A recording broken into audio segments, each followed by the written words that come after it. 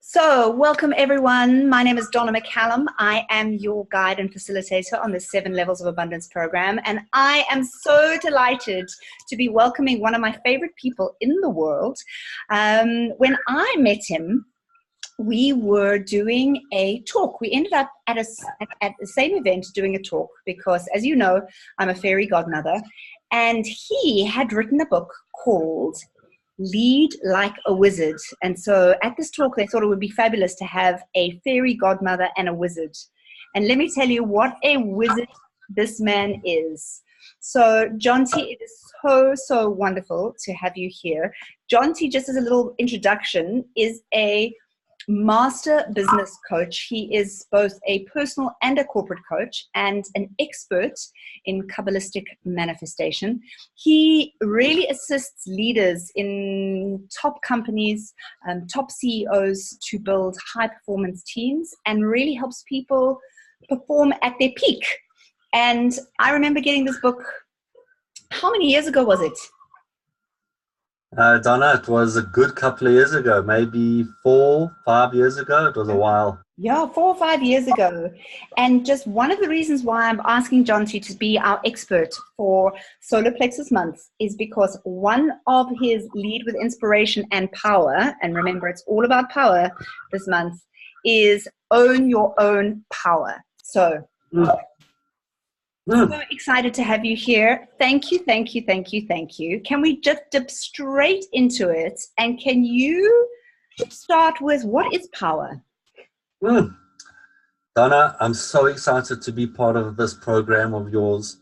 When you asked me to, I was absolutely thrilled to contribute on this amazing topic, on this amazing journey. So, power. Power is so delicious. And the thing about power is essentially it's the ability to produce a result. Our ability to produce results on the physical plane is all what power is about. And of course, there are many domains of life. And there are many domains in which we have high levels of personal power, and there are domains that we possibly have low levels of power.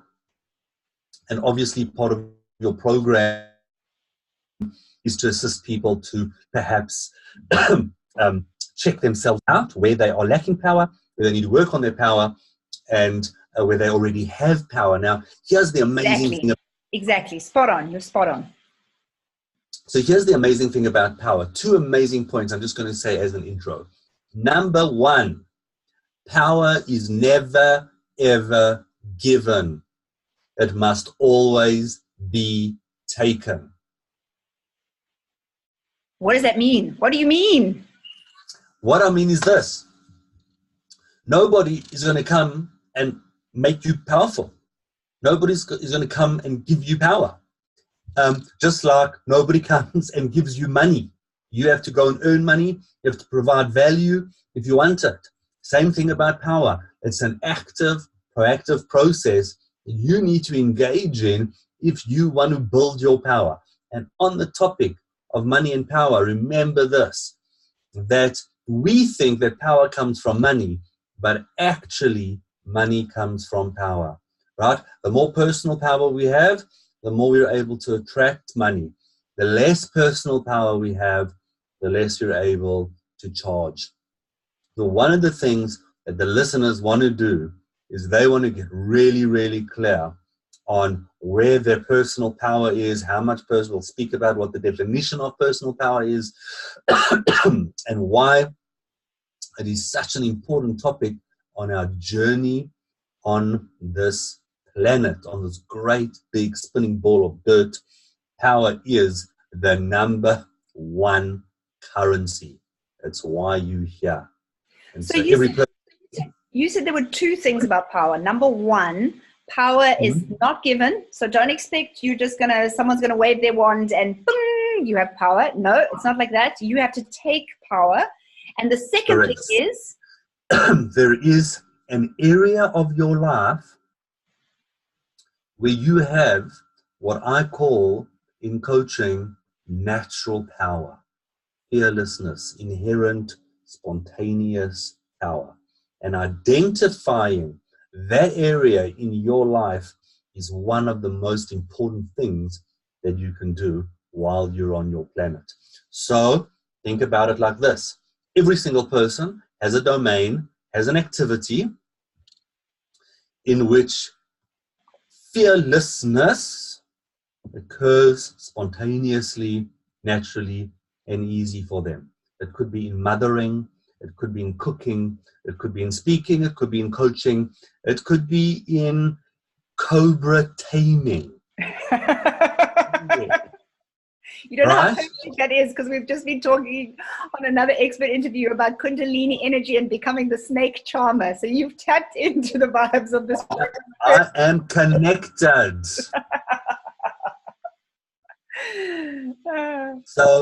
So every single person has this area where confidence flows, where they're powerful, where they feel in their power, where they're naturally powerful. And through work, transformation, coaching, people are able to bring that powerlessness, that power and that fearlessness into all domains of their life. Yes, it's a long journey and a difficult journey, but it's there. So the first two things about power, right? You got to take it. If you want it, you got to take it. Nobody's going to give it to you. Second thing, always remember that you have something, some area in your life that you are spontaneously, inherently, naturally gifted with power. You have to identify it. Thirdly, remember that while most people are operating in the paradigm of survival on this planet, power is the underlying theme of life until you transcend the love of power because you have reached the power of love. Does that make sense? Yes, it makes perfect sense, particularly in the context of this chakra work that we're doing, because you're moving from the solar plexus, the love of power, into the power of love, which is the heart chakra. Exactly. So the first three chakras are all about power. Make no mistake about it, right? Survival, connection and sex, and then eventually personal power, self-expression, contribution, and healthy, amazing self-esteem. All about power. Most people never get beyond this chakra. Yes. Eventually, if people are able to move up, they can move, like I said, from the love of power to the power of love and transcend. And most people on this planet are still in one form or another, the love of power, whether it's money, whether it's seduction, whether it's influence, whether it's glamour. This is all about the love of power. And it's important in our journey not to skip, because it indeed creates the foundation for all further spiritual work. Yeah. Okay, so if power is not given, it is taken. How do we take power? Oh, how do we take power? What a fantastic question. So let's start with something quite practical. Okay? Yeah. We must reclaim our power. So we must become conscious of the ways in which we give our power away. Now, this is a very deep and long and complex topic, way beyond what we're going to be able to do today. But the first point is to simply notice where we lose our power. Now, what does that mean to lose our power? To lose our power basically means that we give other people authority over us. Okay. Okay. And this, again, has many different levels to it and many different applications. Simply speaking, we allow other people to define us through their judgments, or we also allow other people to manipulate us through guilt or our own addiction to approval, for lack of a better word. Yeah. Okay. So one of the ways that we all lose our power is by just letting other people influence us in a way that is not congruent with our truth. Okay. So therefore, yeah. in order to start reclaiming our power, we need three aspects: know your truth, speak your truth, live your truth. Because our authentic personal power draws its energy from truth. Okay. And if you have been giving your power away or allowing others to have authority, Yes. then it might not be exactly clear for you what your truth is, right? Absolutely. Or there might be some areas that you're really clear in your life, but other areas it's like, oh, is this true or isn't this? But I'm feeling guilt and I'm feeling shame. Should I and shouldn't I? And that's where a lot of confusion comes in. Absolutely. And let me tell you this, that once you start your journey of reclaiming your personal power, a lot of people around you are not going to like it and will start resisting you reclaiming your power. Yeah. The people around you are very comfortable in your power dynamics, in the interpersonal power dynamics. Right? So as you start knowing, discovering your truth, speaking your truth, living your truth, expect people around you just to go a little bit wonky. They're like, hey, what happened to you? Right? Yeah. So there's no need to be a bulldozer here. It's discover your truth, communicate your truth, live your truth, and that becomes the foundation of our personal power. Okay, that's level 1. Level 2, we are conscious of the way we are needing, depending, and externalizing, right? What it is we think we need from other people. So on one level, absolutely, we are all interdependent. We need other people. Mm-hmm. But the difference between needing another and being needy of another person. So I missed that for a second. You clipped out. So is it being needful versus needy? Yes. Okay. So needy is child, inner child, wounded child, and needing is being an adult. And one of the key and core foundations of personal power is being able to communicate what you need in a way that gives the other person freedom to walk away, to say no. So a truly powerful person is always setting other people free whilst communicating what they want and what they need. When a person is needy, they sink into powerlessness. And let me say this is a journey that we all have to walk. It's a difficult journey. That is why in the Kabbalistic cosmology, truth, power, and healing are found in the same energy center. Right? Yes, got it. Truth, power, healing are found in the same energy center because we need to work with these three distinct energies in order to build our personal power. Okay.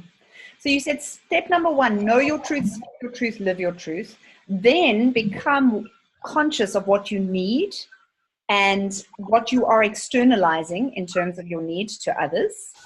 Correct. And then is there a step number 3, or is it just those 2 steps? Step number 3 would be reclaiming the power that's given to another through some type of ritual.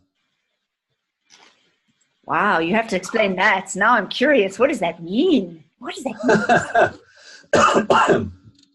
Well, once you have identified where you are losing your power, or where you've lost your power in the form of waiting for permission to do something, needing somebody's approval, giving over your authority, and this is the hardest part, the one that I'm going to say now, waiting, needing something emotionally from another person in order to feel happy and good. So one of the ways that we lose our power is needing emotional connection from somebody without realizing that we need affirmation, validation, connection in order to feel good about ourselves. And this really, I mean, this interview is really the tour of the tip of an iceberg of some very complex and very deep work that a person needs to delve into themselves in order to find independence and then interdependence. So can you believe that while you're speaking, I have 3 people here and they've all stopped writing for some reason. Wow. I'm like taking notes so that I can ask you questions. So I'm just going to have to continue to go with it. So you said something about a ritual when we're reclaiming our power that we've given over, or we've had, you know, there was something about a ritual. Yes. So fundamentally, ritual is a way of completing incompleteness in your own space. Okay. Right? So very, very often, most people have some degree of unresolved emotional stuff with people in their lives that keeps them prisoner, that keeps them not free, not powerful. Stuck. And so very often with my clients, I assist in the creation of a ritual that was designed around their stuckness. Okay. Okay, so one of the ways that we are more powerful, or that we know that we are more powerful, is by having more freedom.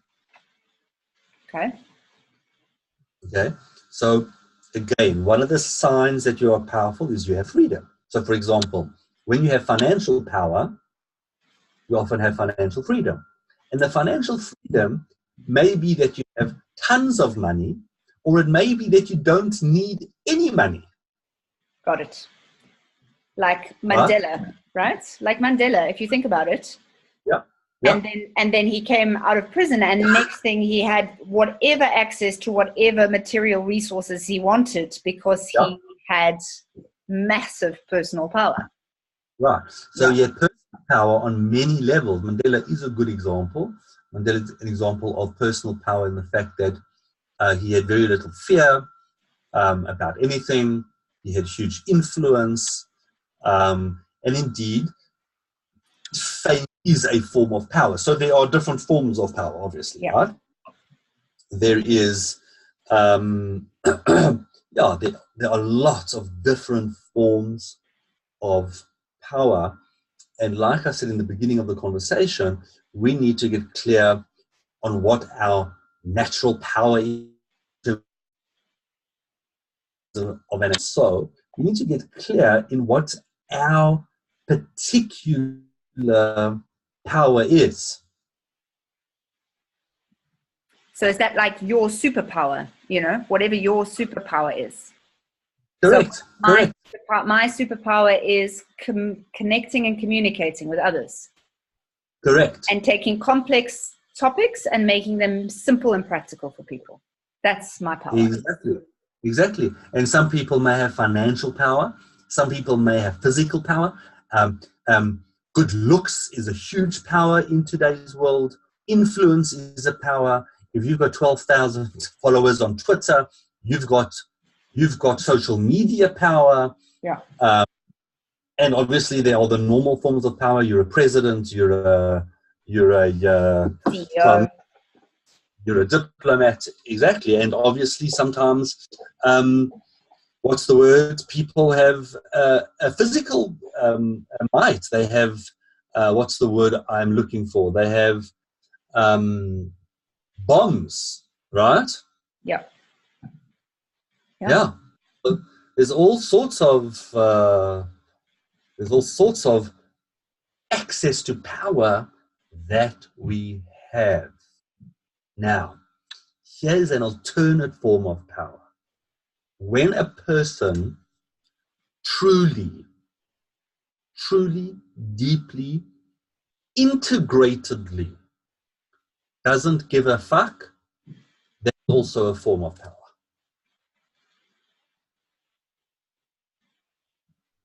Because your no is clear, right? There's a no or a...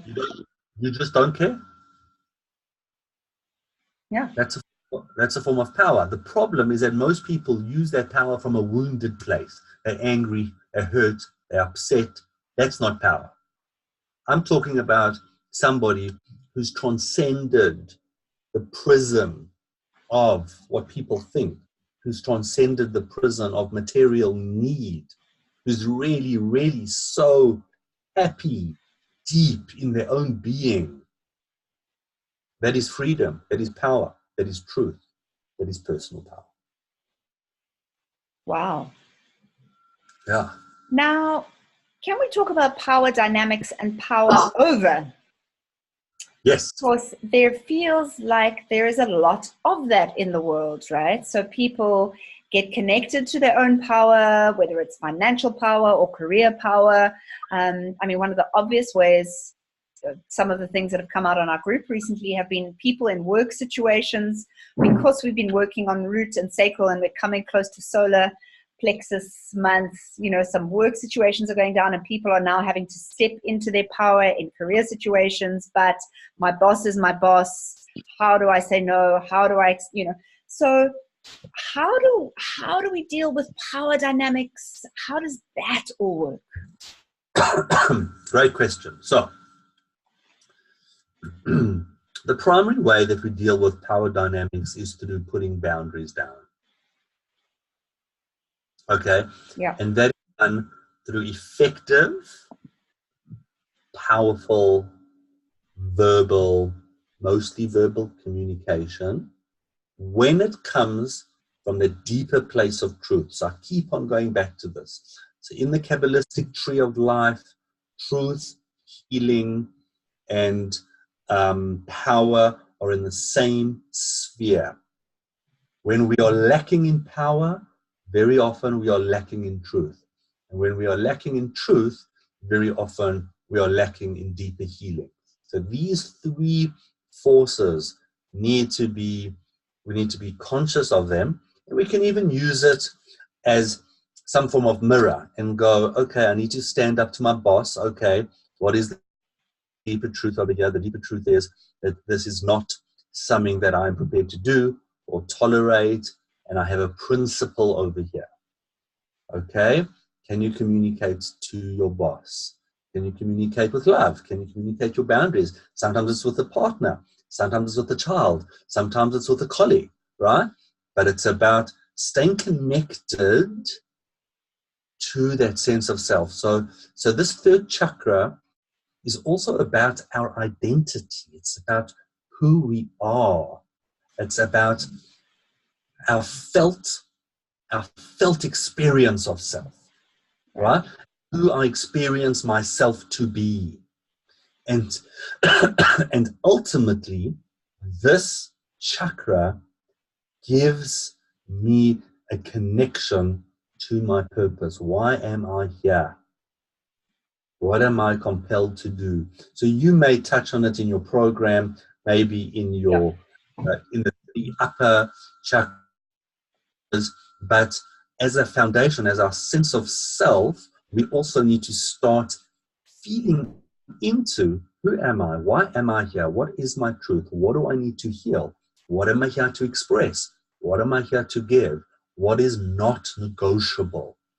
So what's negotiable and not negotiable for us is sitting in that chakra, that place, that personal power. Okay? Yes. So back to power dynamics. Yes.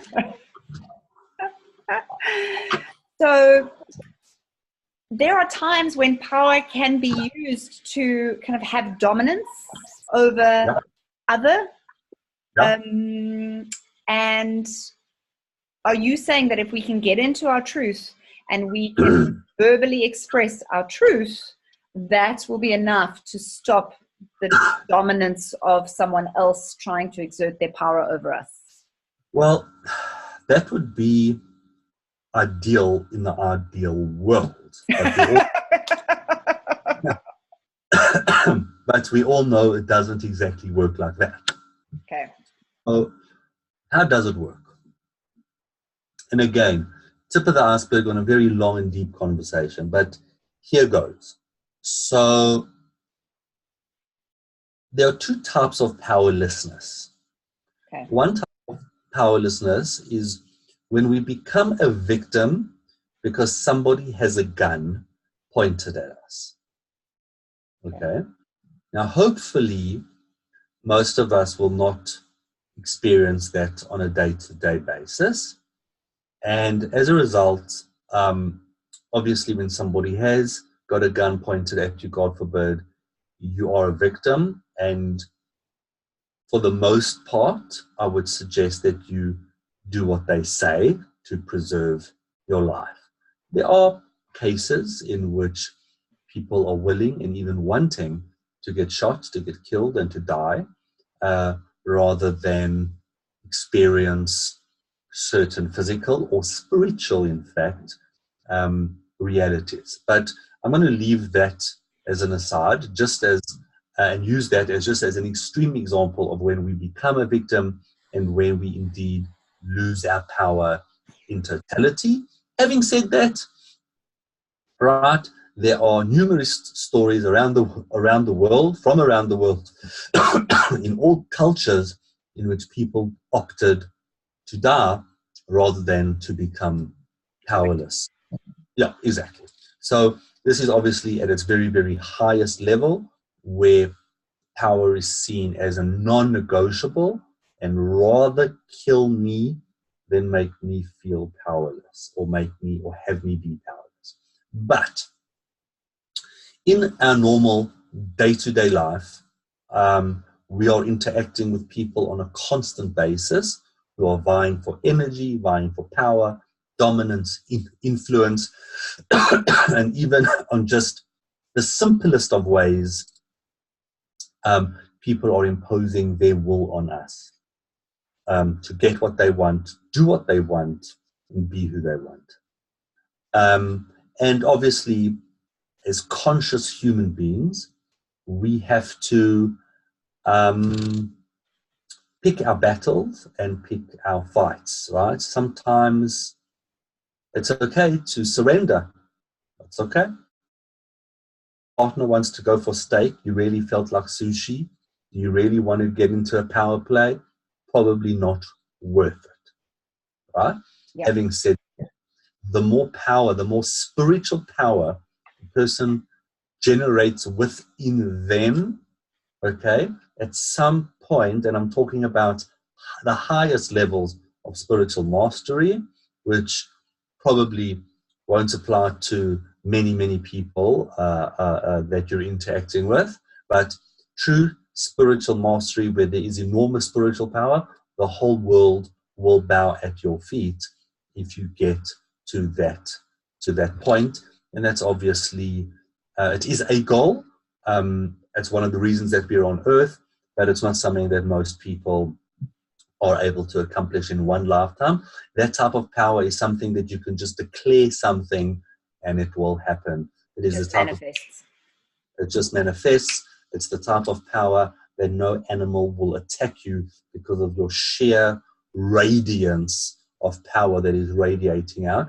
And that's, by the way, why it sits in the solar plexus, because it's also a physical force, right? There are masters in the East that through their chi, their energy, can break walls, can do astounding feats with this physical chi power that is actually in them. So it comes out of the core, right? It comes out of the core of who you are. And if you look at the Latin, Yes. that's where the word courage comes from as well. So Nice. courage like that has got force and power. Absolutely. So, I mean, it's a long journey, it's a deep journey, it's a powerful journey, and it's a journey that we have to start with baby steps, saying no and meaning no, being willing to stand for something, being willing to put a boundary. And now here's a key, and this is something that I work with all my clients on. If you do not take your own discipline seriously, you cannot expect your spirit to respect you. Your spirit will lose respect for you if you do not keep your own word and you do not keep to your own disciplines. Okay? So, yes, it is about putting boundaries in place with other people, but it's also about developing disciplines in your life that you stick to and that you keep to continuously every single day, because you said you were going to do something, right? Yeah. Something that's important to you, something that's powerful to you. I've had one practice in my life and for 35 years, every single day. I've never missed a day. Wow. What is the practice? Yeah. No, I can't share that. I'm sorry. Okay. That's okay. How amazing. Every day for 35 years. 35 years, I've never missed a day. And that builds an incredible foundation, doesn't it? Of unbelievable. Of trusting self. Trusting self, having spirit acknowledge self, right?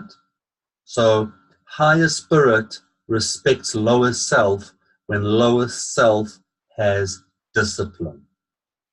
When lower self keeps to the word, when lower self makes a decision, when lower self puts something in place, and it's in place, higher spirit begins to respect that core, that his will shall be done. His word is power. His word is rule. Right? But if we are flip-flopping the whole time and we do not put a practice in place and we do not have discipline, we do not stick to our own decisions, then how can anybody or any being take us seriously? So this is a core practice in the solar plexus: discipline, self, courage. Pick something that's important to you, that is meaningful to you, that propels you towards your goals on whatever level, spiritual, mental, emotional, physical they are, and do it every single day for the rest of your life. If you don't have a practice, you don't have anything. And part of building inner power is about finding that practice that will give you eventually transcendence, because in practice we eventually become. And that's part of what's called inner power, where your word becomes truth, becomes bond, becomes power in your world. Speak to me a little bit around higher will and your own personal will? Okay, so this is also a very, very deep and very, very complex topic. My own understanding of it is that most of the time we are not accessing higher will. So most humans, when we go about our day-to-day lives and we are choosing between vanilla and chocolate, or chocolate and strawberry, or toast and cheese and sushi, there's no higher will whatsoever involved in that. Okay. Most of our decisions, most of our choices, sadly, are basically irrelevant. You can basically do whatever you want. There's very little higher will involved. So in Kabbalistic cosmology, in order to start accessing and tapping into higher will, you need, number one, a certain level of transcendence in yourself. You need to become a real tool of the divine, right? Okay. And basically, up until you are just choosing, would you like toast and cheese or toast and tuna? And for the most part, it doesn't really matter what you choose. I know that not everybody listening to that is going to like that. It is my opinion. It is my belief that only once we develop sufficient divine or spiritual or inner power within us, do the choices make a difference. Now, having said that, I'm a bit... And I'm delighted that you said that, because one of the things that's been coming up in this group particularly has been the polarity of significance and insignificance. And so there's been a real play during Sacral Chakra Month around my complete insignificance and then my significance. Correct. And for the most part, we are still too insignificant to have ultimate significance, right? Yeah. You've really got to put yourself on a different level to have cosmic significance. Yeah. And yes, ultimately we're all important. Ultimately, we all matter. Ultimately, we all are significant. But to really be a conduit for divine will, you've really got to elevate your power to be able to play on that game. Now, having said that, this is how it works. In our solar plexus, in the energy of the solar plexus, right, we have personal power. And that personal power means that basically you get to choose and you get to do whatever it is that you want to do. Quite frankly, whether it's right or wrong or good or bad or should or shouldn't. At that point, it's all about self. It's about me. It's about what I want to do, what I want to eat, who I want to make love to, how much money I want to make, how I express myself. It's all about me, and it's the driver, it's the engine of go out there, conquer the world, put your energy out there, make shit happen. Okay? 90% of the time, you will be able to do whatever you want. It's as simple as that. That is God's gift to you as a human being. Go out, do whatever you want, build your power to do it. Okay? I speak a lot about this, as you know, in my book and in my coaching. You want to put a PC on every table, put a PC on every table. God's not going to stop you. You want to put a man on the moon, put a man on the moon. You want to create a phone without buttons, have a phone without buttons. You want to be a fairy godmother, be a fairy godmother. You want to marry 10 people, marry 10 people. So, freedom, do whatever you want.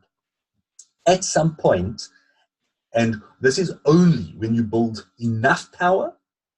If you build so much power and you want to do something that contradicts with divine will, you will be stopped. Okay. Most people are not doing anything big enough to have the divine will go, oh my God, we got to get involved here. We got to stop this crazy person. We got to stop this so fairy. much power. Exactly. We got to stop fairy godmother. She's changing the whole world, right? Most people don't get there in their life. Yeah.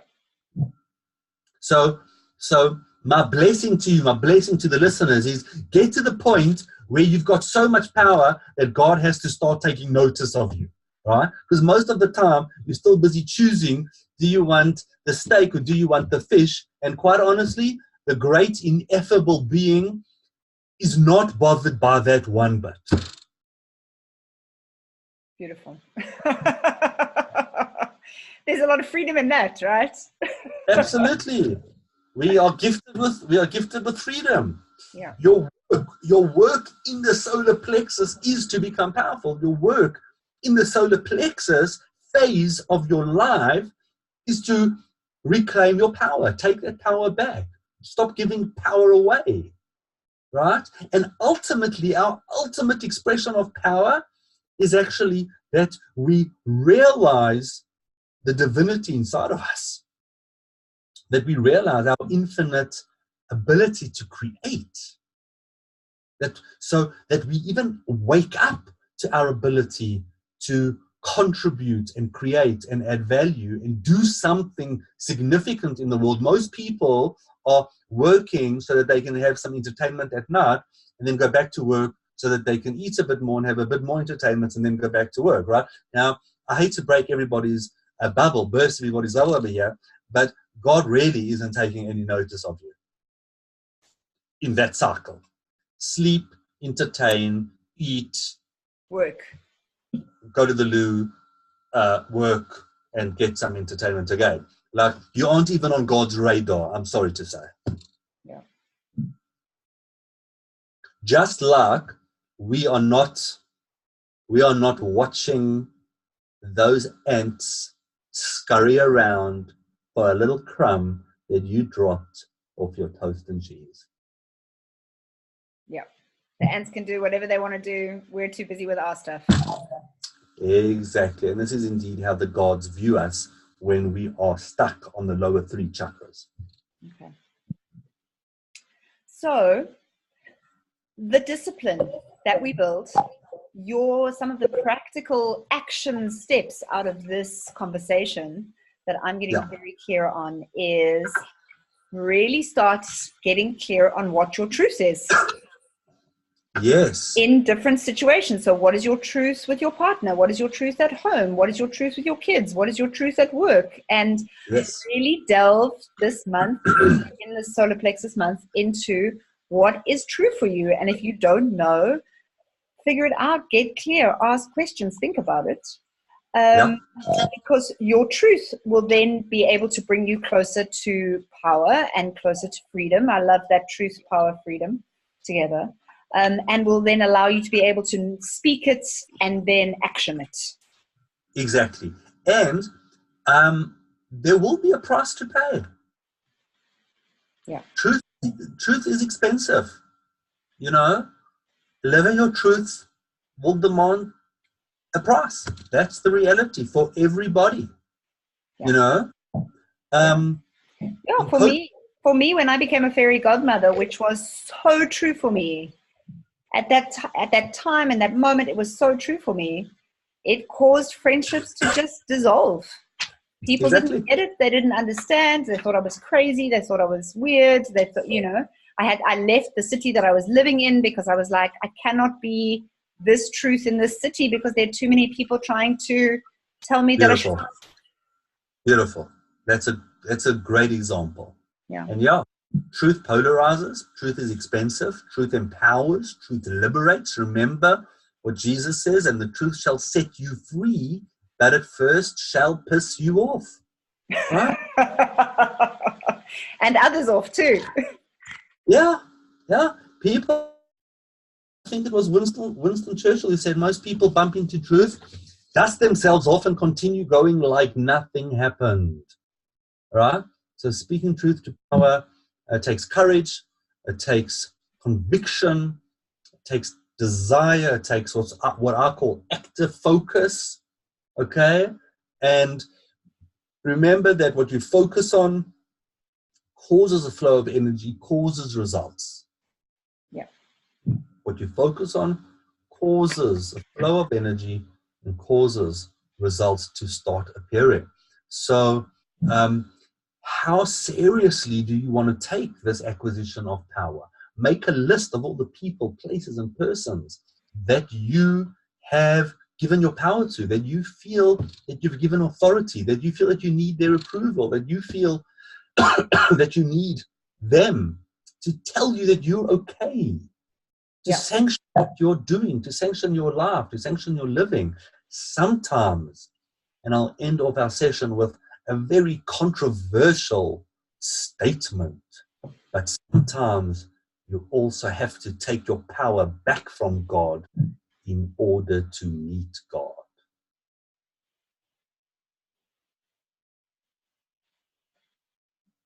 You're such a crazy, fabulous, amazing wizard. I adore you. I adore you. I adore you too, Donna. So, I'm going to end off with practical because I like getting practical for my fabulous abundances, because they're dancing with abundances. So practical is start figuring out what your truth is, and then start speaking that in areas where you have given it away. Make a list of the people that you have given away your power to. What if those people are parents that have passed, people that are dead, things that have you would possibly doing a ritual then to take back the power? Exactly. Great. You may need to do that, yes. And then the last point, which was so powerful for me, is get a discipline. One discipline in whatever area of your life you wish to be powerful in. Create a discipline. It's a daily discipline, and you stick to it every day for the rest of your life. Exactly. And sometimes it may be for a period. So let's say you're struggling with rejection. As an example, so we lose our power to whatever we fear. Okay. Right? So you may fear rejection, you may fear money, you may fear charging, you may fear putting up your price, whatever. Now go out and do something to confront and destroy that fear, and do it every day until you no longer have that fear. I once coached a client who had a terrible fear of rejection, and I told him, go out and get rejected. Oh, I lost you there. Get rejected? 200 times. So he was very scared of being rejected by a woman. I told him to go and ask 200 women on dates, or for sex, or for whatever it was that he wanted. He eventually got over his fear of rejection. Yeah. Right? So do something. Do something to take yourself seriously. Do something to take yourself seriously. Like, stop pussyfooting around. If you want to get over something, you want to be powerful, do something to get powerful. Yeah. Don't listen to a webinar. Go and be powerful. Yeah. Do, which is the solar plexus, right? Take the action. Exactly. Do something to know that you are powerful. Yeah. Got it. What do you do to figure out that you are powerful? Not you, Donna, but what do we need to do to know that we're powerful? What would let you know that how would you know that you are powerful? That's the question. Answer that, do that. That's the perfect place to end. What more can we say? It's the perfect ending question. Jonti, so much. If people want to connect with you for coaching, if they want to connect, so let's just share with people what you do. I mean, I gave an intro in the beginning, but in real life, you coach in South Africa, but you also coach around the world. You I have do clients indeed. around the world because a lot of our abundances are in all different places in the world. So Yes, you do one-on-one coaching, you do personal coaching, you do business coaching. You also facilitate workshops for teams. indeed. Yeah. Business and company teams, yes. Yeah. And Uh, how do people find out more about you? How do people get hold of you? okay, so people can Google me, I suppose, Jonti Mayer, JONTIMAYER, and they will come to my website, they'll come to Facebook, they'll come to LinkedIn, they can WhatsApp me on +27 8323400746, and yeah, I would love to connect to whoever wants to connect on this journey on our great spinning ball of dirt, where we are here to first and foremost master power before we master light. Beautiful. So I am going to put your contact details at the bottom of this interview so that everyone has them and they Thank can you. connect in with you if they'd like to. And thank you so much for doing your amazing, powerful work in the world. So wonderful. Thank you. Loved every second, and blessings to you, Donna. Thank you.